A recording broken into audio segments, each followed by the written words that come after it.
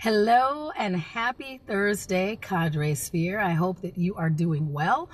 Just to bring you up to speed, your blue-hued friend, I'm Miss Shannan Paul. I'm a comedian, corporate speaker, voice actor, event MC, and benefit auctioneer who hubs out of the great state of Minnesota.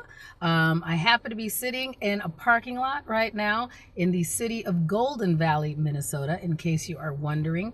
I'm leaving a fundraiser that I recently did. Hello, Andy Mack. You'll like this story. I'm leaving a fundraiser. Hello, Christina F. Hello, good to see your name in the chat. Good to see you. Welcome in. Just left a fundraiser where I was the benefit auctioneer and MC. Hello, Rick. I was the benefit auctioneer for an event here in Golden Valley, Minnesota at a country club for an organization called Haiti Outreach.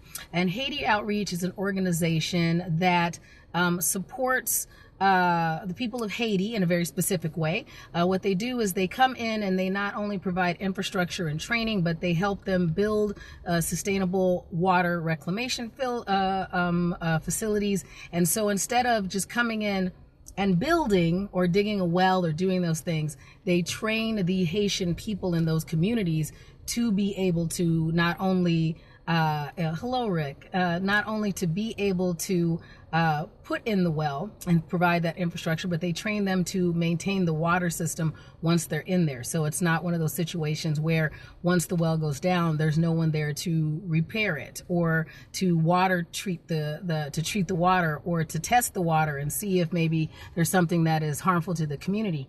And so they do the entire thing where they provide the resources for the Haitian people in the community to be able to do this. So I was very happy to be able to support them and help them raise some funds over the lunch hour and to encourage some more people and to educate some more people on what it is that Haiti Outreach does.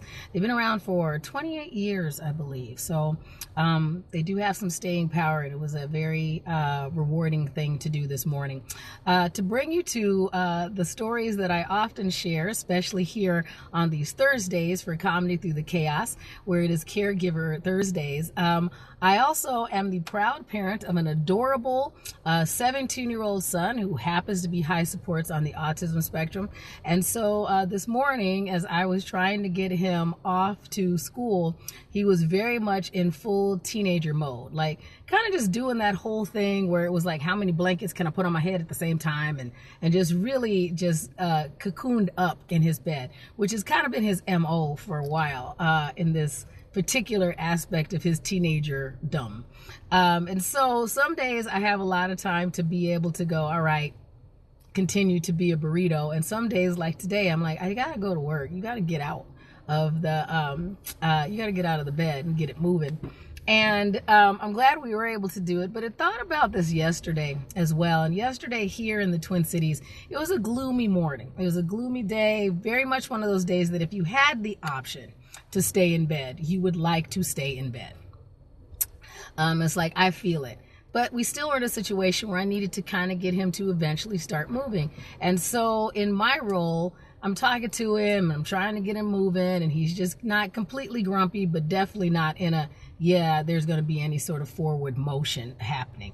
And so I told him, I said, I get it, it's a gloomy day. And so when I said it's a gloomy day, he perked up a little bit, peeked out from under the blankets a little bit more, and was like, it's a gloomy day. And I was like, right, it's a gloomy day. I said, but it's not going to stay gloomy. It'll be better. And it seemed like, at least in that situation for him, that me just being able to name it, that acknowledgement that it was a gloomy day, and that it is the kind of day that if you had the luxury of staying underneath all of the blankets that you could find, that you would. If that choice was an option, take it. It just wasn't something that we could do for a long time. But acknowledging that it was a gloomy day gave us the ability to go, even though it's gloomy right now, doesn't mean that it's going to stay gloomy. That those clouds eventually will pass. Eventually that sky will be blue, or at least some variety of it. Hey, Speak Wonder, good to see you.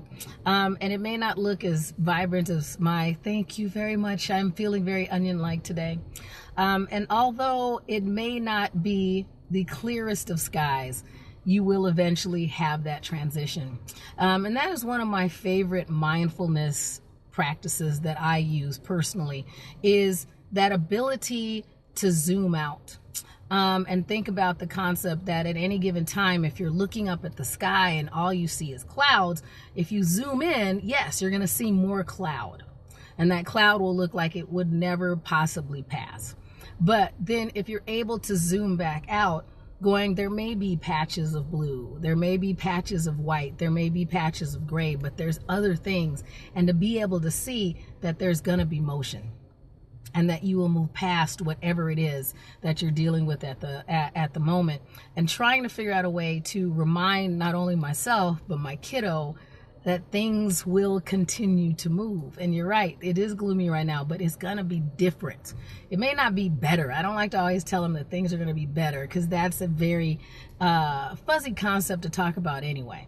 But you are going to feel different than right now. Right now you feel like you have to sit here and play burrito in your bed. But later, you might feel like, I do feel like hanging out with my friends. I do feel like doing some of the work that I have at school. I do feel like tapping into whatever the difference is.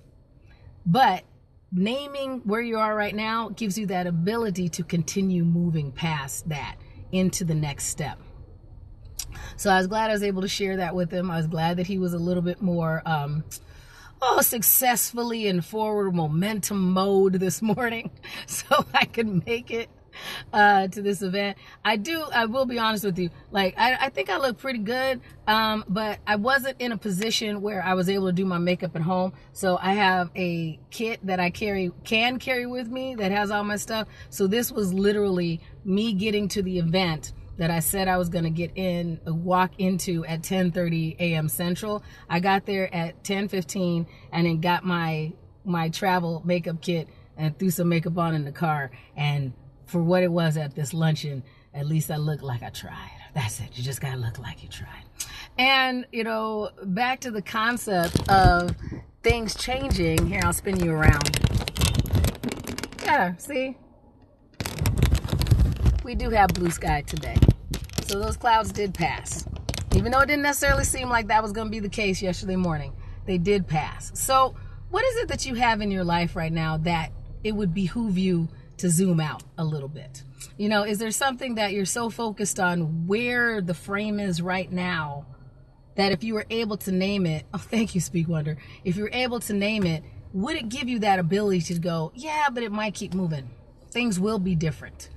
Being able to put a title on it sometimes gives us that ability to go, here's where it is at this moment, and then allow it to keep moving and allow it to keep passing and allow it to be part of the chaos that eventually we will go through.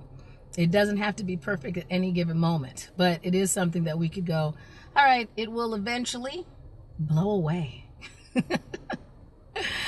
I'm glad that was a lesson that we got to talk about in our household. I'm glad that it's something that we get to talk about and explaining to a kiddo who's on the autism spectrum. The concept of impermanence is actually something that makes more sense than some of the other abstract concepts that I talked to him about. He does seem to get a little bit more of, okay, I did like the way that it was, but here's the way it is now. And that I'm very grateful that he has the ability to grasp some of that. Yeah, he does longingly look back on things that he likes, and wants some things to stay the same. But at least I have the ability to talk to him about how, well, sometimes things look different. Yeah, that packaging and that thing that you wanted, it looks different now. That thing that you like to eat, well, we're eating something different now, or it came out a little bit different this time.